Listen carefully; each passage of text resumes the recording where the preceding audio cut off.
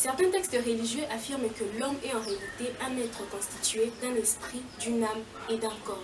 Et ces mêmes textes affirment que l'homme est en réalité un esprit.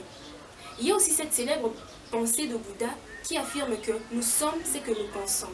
Et dans cette même portée, Descartes affirme « je pense, donc je suis ». Et si nous faisons un lien entre ces deux pensées, nous voyons qu'il y a un lien direct entre la pensée et l'esprit. Aujourd'hui, je me pencherai plus sur le fait de savoir s'il y a un réel besoin de gérer nos pensées. Je me pencherai aussi sur le fait de connaître pourquoi nous devons réellement gérer nos pensées. Si la pensée est vraiment importante, si la pensée a un effet direct sur nous et que nous sommes directement liés à nos pensées, comment pouvons-nous nous y prendre? C'est possible de gérer la pensée comme on pourrait gérer un pays ou un business quelconque. Tout à l'heure, je tenterai de le m'expliquer.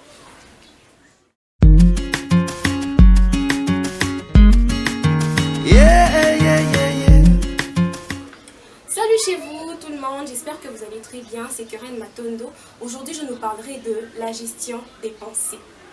Lorsque nous ressentons quelque chose ou un sentiment quelconque, cela remonte directement de notre pensée. C'est-à-dire notre cerveau a enregistré un événement et puis il a créé un sentiment à partir de ce qu'il a vu. Nos émotions sont directement fonction de nos pensées. Mais il y a aussi une chose. On ne peut pas interdire aux gens de penser ou contrôler ce qui se passe dans notre tête. Mais ce qu'il est possible de faire, c'est sélectionner ce que nous devons libérer comme pensée ou pas. En premier lieu, nous devons savoir que pour gérer la pensée, il faut connaître comment la pensée fonctionne. Parce que c'est ce mécanisme-là qui nous permet de mieux appréhender ce qui est réellement la dite gestion de nos pensées. Si nous sommes vraiment ce que nous pensons d'après René Descartes, si notre pensée a un effet direct sur nous, maintenant comment nous devons nous y prendre?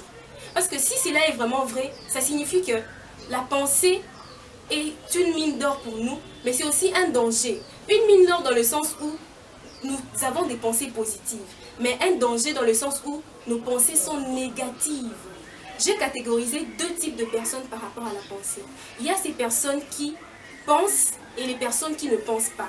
En fait, quand je parle des personnes qui pensent et qui ne pensent pas, en réalité, les deux pensent. Mais celui qui pense, c'est celui qui non seulement pense, mais réalise quel est l'impact de ses pensées sur sa vie et il s'en sert à bon escient.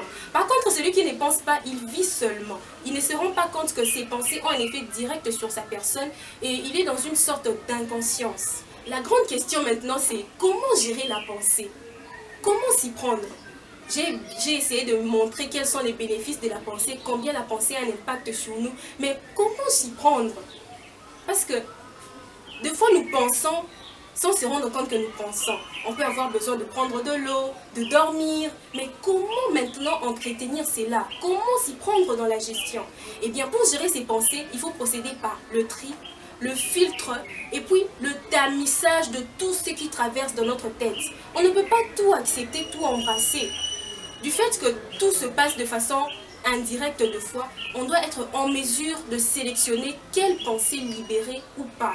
C'est un peu comme lorsque tu es sur Internet, sur ta page, en train de naviguer, et puis tout à coup, une annonce ou une publicité s'affichait sur ton interface de travail.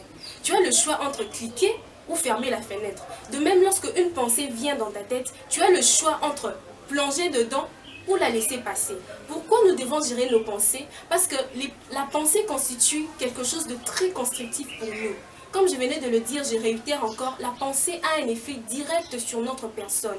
Vous pouvez voir, il y a de ces personnes qui ils restent tellement concentrés dans ce qui s'était passé dans leur passé et même si cette personne avait tous les moyens possibles pour être heureux, il ne serait pas heureux parce que ces choses qu'il a enregistrées dans sa tête constituent une barrière pour son bonheur.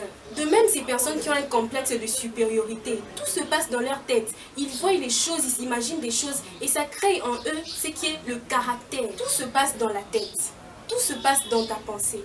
Si tu comprends et que tu arrives à bien manager cela, tu te rendras compte que tu vas t'éviter beaucoup de tracas. Voilà, c'est tout pour aujourd'hui. C'était Keren Matondo. Je vous dis au revoir et à très bientôt.